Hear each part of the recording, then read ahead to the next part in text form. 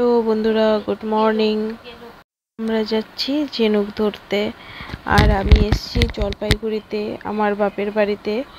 আমরা ঝিনুক ধরতে যাচ্ছি। আমরা কে কে যাচ্ছি দেখো। আমার মা যাচ্ছে, এদিকে কাকিমা যাচ্ছে, তারপর ওদিকে একটা জেঠিমা যাবে বলছিল। আর এই যে এটা দাতার হলো ফার্ম। এখানে মুরগি পালন পালন করা হয়, মানে পোষা হয়। তারপরে একটা গাড়ি এসে সে মুরগিগুলোকে নিয়ে যায়। আর এইদিকে দেখো ভেন্ডি হয়েছে। আর এই যে দেখো কি সুন্দর সবুজ, একদম গাছ দিয়ে ভরা চারিদিকটা। এখন যেহেতু ধানের সিজন, তাই রোয়া বলে না, সেগুলো রোপণ করা হয়েছে। আর আমি এদিকে তোমাদের বাইরের পরিবেশটা দেখাচ্ছি কিরকম। এদিকে দেখো শুধু চা বাগান আর চা বাগান। একদিকে আমার কাকুর চা বাগান, একদিকে আমার দাদার চা বাগান। এদিকে দেখো পুরোটা কিন্তু চা বাগানে শুধু ভরা। এটা কিন্তু আমার দাদার বাগান, আর এদিকে আমার কাকার বাগান। খুব সুন্দর, তাই না? দেখতে কিন্তু খুব সুন্দর লাগে চা বাগানগুলো। আর জানো তো, আমরা না আগে চা বাগানের মাঝখানে দাঁড়িয়ে কিন্তু অনেক ফটো তুলতাম, অনেক ছবি তুলতাম। আর এদিকে দেখো জেঠিমা প্রায় প্রস্তুতি নিয়ে বসে আছে। বলছে, তুই আবার ভিডিও করছিস? আমি বলছি, হ্যাঁ, তোমার ভিডিও করছি, যুদ্ধে নামার ভিডিও। এদিকে দেখো ভালো করে শাড়িটা একদম সেট করে নিয়েছে। নেওয়ার পরে থেকে যাচ্ছি সবাই মিলে আমরা ঝিনুক ধরতে। আর এদিকে দেখো গাছে এই লঙ্কাগুলো খেতে যে কি সাংঘাতিক ঝাল, আর খেতে কিন্তু ভীষণ ভালো হয়। ওই লঙ্কাগুলো কিন্তু একটু গোল গোল টাইপের হয়। আর এই যে এইখানে কিন্তু চৈড়াটা ছিল, তা আমি জেঠিমাকে বললাম চৈড়াটা নেই। বলছে না নেই। আমি নিজেও দেখলাম যে পেলাম না গাছগুলো। চই ঝাল কে কে খেয়েছো আমি জানি না বন্ধুরা, কিন্তু চই ঝাল খেতে কিন্তু খুব ভালো লাগে। বিশেষ করে মাংসর সাথে খেতে কিন্তু খুবই টেস্ট হয়। আর এদিক দিয়ে আমরা সবাই হাঁটতে হাঁটতে যাচ্ছি। দেখো এটা হলো আমার জেঠুদের বাগান। পুরো বাগান কিন্তু গাছপালা দিয়ে ভরা। ওরাও মুরগি পোষে। দেখো পান পাতা দিয়ে পুরো ভরা নিচেরটা। এদিকে গাছে দেখো, গাছের মধ্যেও কিন্তু পান পাতা ঝুলছে। আর আমরা কিন্তু এই পান পাতাগুলো খাই না, ভীষণ ঝাল টাইপের হয় পানগুলো। আর এদিকে দেখো বাঁশবাগানের মধ্যে দিয়ে আমরা যাচ্ছি। আমার তো ভীষণ ভয় লাগছিল, বিশেষ করে জোক টোকের, আবার সাপ পোকের। আমার ভীষণ ভয় লাগে এরকম রাস্তা দিয়ে, আমি অত সহজে যাই না। কিন্তু আজকে আমি যাচ্ছি ঝিনুক ধরতে। আমার তো খুব একটা পছন্দও না এরকম রাস্তা দিয়ে যাওয়া, কারণ ওইদিকে একটা ভালো পরিষ্কার ঘাট আছে, জলে মানে নদীতে নামার। সে পাশ দিয়ে না গিয়ে আমরা কিন্তু এই বাঁশঝাড়ের মাঝখান দিয়ে যাচ্ছি। আমার কীরকম যেন একটা লাগছে, খুব ভয় ভয় লাগছে যে সাপ টাপ যদি বেরিয়ে আসে কোনো দিক থেকে, তাহলে তো হয়ে গেল। আমি তো একদম মোবাইল টোবাইল ফেলে টেলে আগে দৌড়াবো। তারপরে এদিকে আমি নামছি খুব সাবধানে, কারণ একটু ঢালু টাইপের জায়গাটা। তারপরে এদিকে দেখো আমার জেঠিমার কিন্তু বয়স হয়ে গেছে, কিন্তু নামার স্টাইলটা দেখো তোমরা। বেশ মানে একদম গাছগুলোকে ধরে ধরে নামছে। কিন্তু আমার তো দেখেই একদম মানে হয়ে গেছে। আমি ভাবছি যে নামতে মনে হয় পারবো না। তারপরে কোনো মতনই আমি কষ্ট করে নামলাম। নামার পর আমার জেঠিমারা তো নেমেই একদম, মা জেঠিমা নেমেই একদম ঝিনুক ধরা শুরু করে দিয়েছে। তারপর আমি ভাবছি যে আমিও একটু ধরে দেখি কেমন ওঠে। তারপর একটা ধরে দেখেছি যে ঝিনুকটা কিন্তু খারাপ। তারপর এদিকে একটু বেশি জলে আসা হলো, এসে তারপর ঝিনুকগুলো ধরা হচ্ছে। আর প্রচুর পরিমাণে বালির ভেতরে কিন্তু ঝিনুক, আর এই যে এই লম্বা ঝিনুকগুলো আছে, এগুলোকে মানে গুগলি বলে। তারপরে আমাদের ঝিনুক ধরা হয়ে গেলে আমরা বাড়ি চলে যাচ্ছি আবার। দেখো পুরো ভিজে টিজে কিন্তু আমরা একাকার। আমি কিন্তু একটু চানও করেছি। আর এই যে সব ঝিনুক আর এই গুগলিগুলো, এগুলো কিন্তু খেতে ভীষণ ভালো লাগে। কাকিমা বলছিল যে এগুলো ছাড়াতে গিয়ে যত খাটনির কাজ, তাই এগুলো সব রেখে দেওয়া হয়েছে। রেখে দেওয়ার পর এই দেখো এই মাছটাকে দেখো, এই মাছটা কিন্তু কাকিমা ধরেছে। এই মাছটা আমি লাইফে প্রথমবার দেখলাম, এর আগে কোনোদিনই এই মাছটা দেখিনি। এটা হলো চ্যাকা মাছ, এটাকে চ্যাকা মাছ বলে। মুখটা দেখো কিরকম টাইপের। আর এই মাছগুলো জানো তো বালির ভেতরে খুব শান্তশিষ্টভাবে বসে থাকে, মানে শুয়ে থাকে। এই মাছগুলো খেতে কিরকম হয় আমি ঠিক জানি না, কারণ আমি এর আগে কোনোদিনই এই মাছগুলো খাইনি।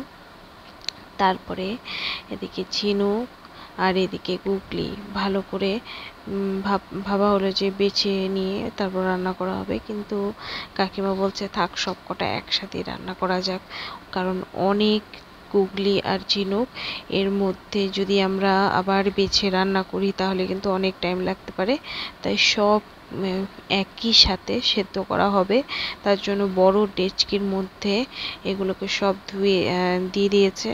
তারপরে এদিকে ধুয়ে নিচ্ছে, একটু ধুয়ে নিতে হবে 2-3 বার, ধুয়ে তারপরে সম্ভবত বসাতে হবে, কারণ একটু বালি টালি তো থাকে, তাই একটু ভালো করে ধুয়ে নিতে হয়। এইভাবে ধুয়ে নিচ্ছে 2-3 বার, কাকিমা জল দিয়ে ভালো করে ধুয়ে নিচ্ছে। নেওয়ার পর উনানের মধ্যে বসিয়ে দিয়েছে, কারণ এ কিন্তু গ্যাসের কাজ না।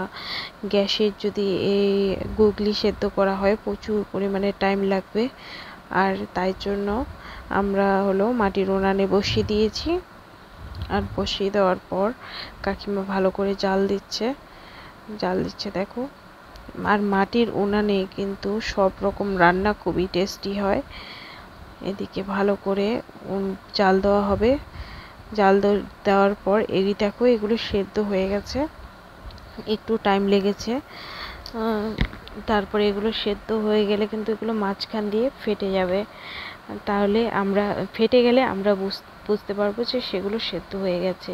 কাকিমা সব গুগলিগুলোকে নামানোর পর একটু জল দিয়ে ভালো করে ধুয়ে নিচ্ছে।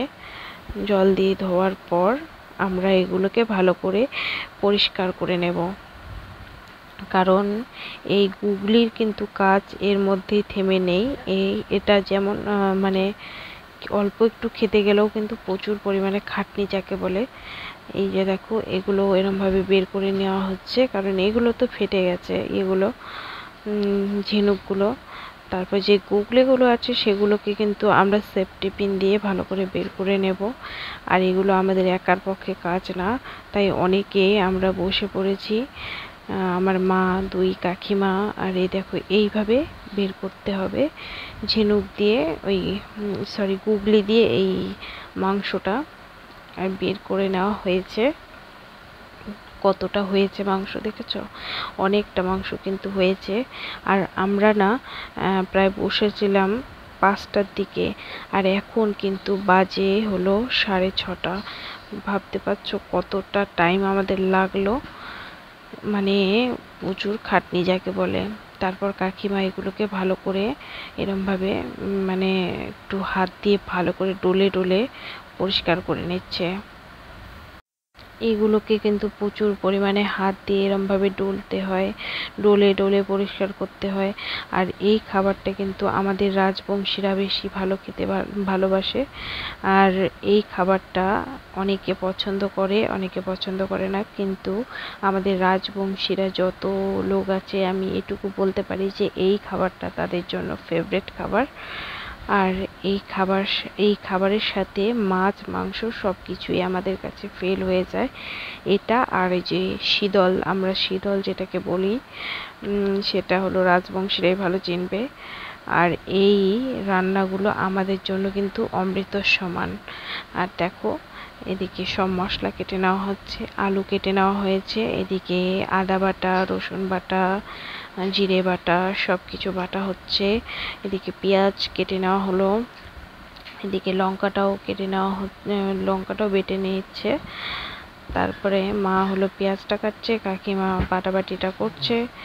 করার পর এই মাছটাকেও ভালো করে কেটে নিয়েছে, আর গুগলিগুলোও ভালো করে ধুয়ে নেওয়া হয়েছে, মশলাটা গুছিয়ে নেওয়া হয়েছে সমস্ত মশলা। এদিকে পেঁয়াজটাও কেটে নিয়েছে, আলুটাও কেটে নিয়েছে। নেওয়ার পর পেঁয়াজটা কড়াইয়ের মধ্যে দিয়ে ভালো করে ভেজে নিতে হবে। ভালো করে ভাজার পর আলু আলু আর গুগলি দুটোই কিন্তু একসাথে কাকিমা দিয়ে দিয়েছে। পেঁয়াজটা ভাজার পরে দিয়েছে, মশলাটা কিন্তু এখনও অ্যাড করেনি। আর এদিকে উনানটা দেখো মানে কত পরিমাণে তাপ আগুনের, খুব আগুনের তাপ কিন্তু। আর এই উনানের খাবার কিন্তু অনেকে ভালোবাসে।